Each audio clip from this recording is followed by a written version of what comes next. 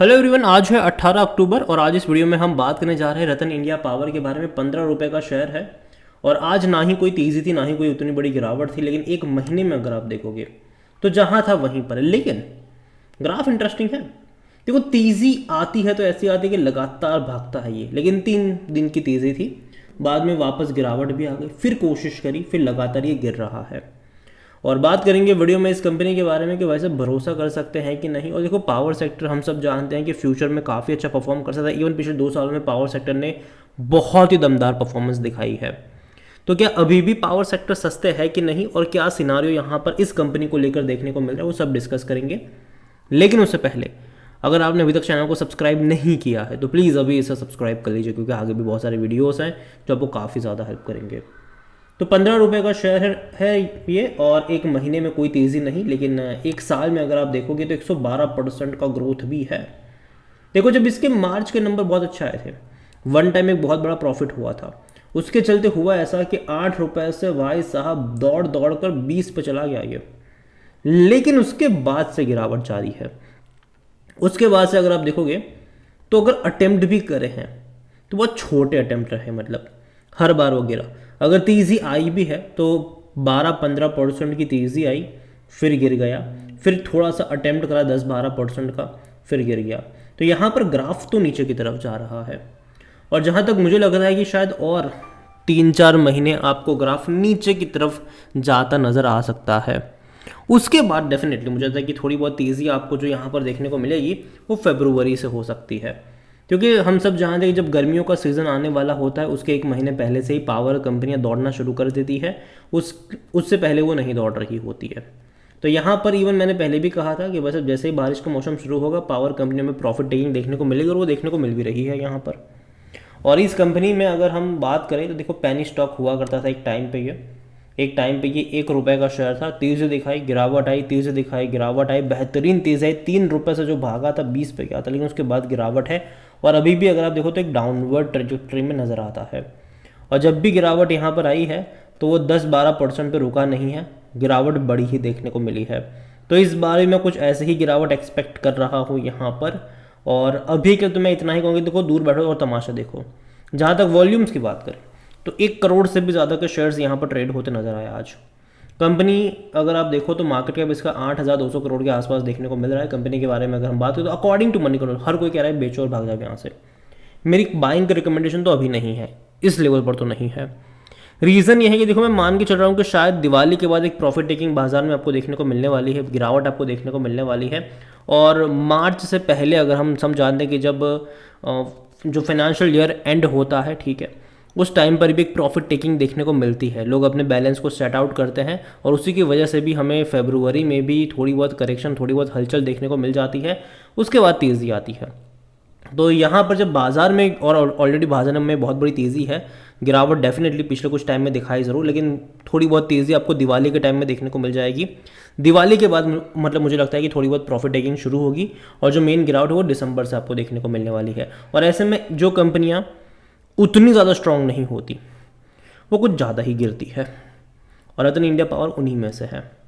Company अगर आप देखो तो भाई साहब यहाँ पर इनके नंबर्स डेफिनेटली बढ़िया ग्रोथ था 2022 में। उसके बाद कोई रेवेन्यू वाइज ग्रोथ नहीं आया उतना बड़ा।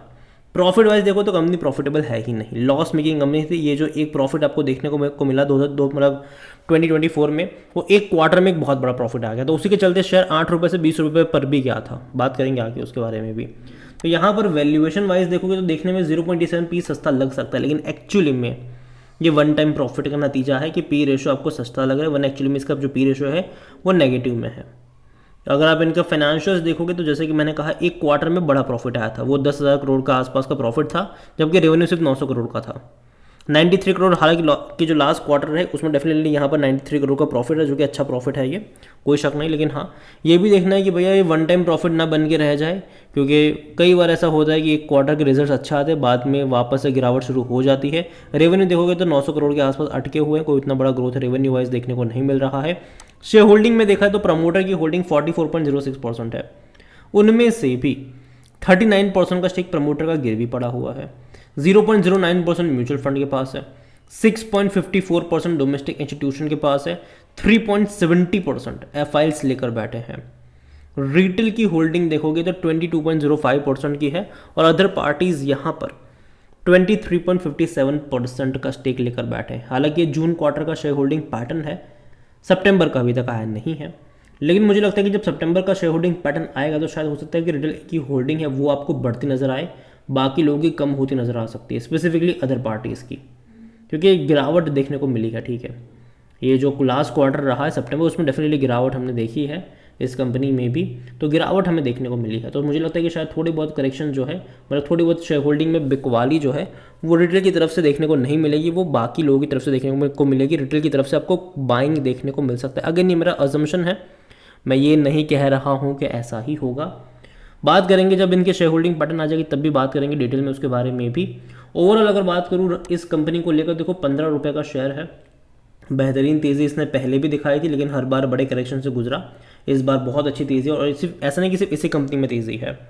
अगर आप ग्राफ देखोगे तो सारी पावर कंपनियों ने पिछले 2 सालों में खूब पैसा बना कर दिया है, चाहे वो अदानी पावर हो, चाहे वो टाटा पावर हो, चाहे वो रिलायंस पावर हो, ठीक है, टोरेंट हो, कई सारी कंपनियों ने खूब सारा पैसा बना कर दिया है, क्योंकि हर कोई ये मान कर चल रहा है कि आने वाले टाइम में जो कंजम्पशन है बिजली का वो बहुत ज़्यादा होने वाला है। धीरे धीरे हम इलेक्ट्रिफिकेशन वाले एरा में जा रहे हैं। इलेक्ट्रिक व्हीकल्स आपको बड़े पैमाने पर देखने को मिलेंगे, उसको चलाने के लिए भैया बिजली ही लगने वाली है।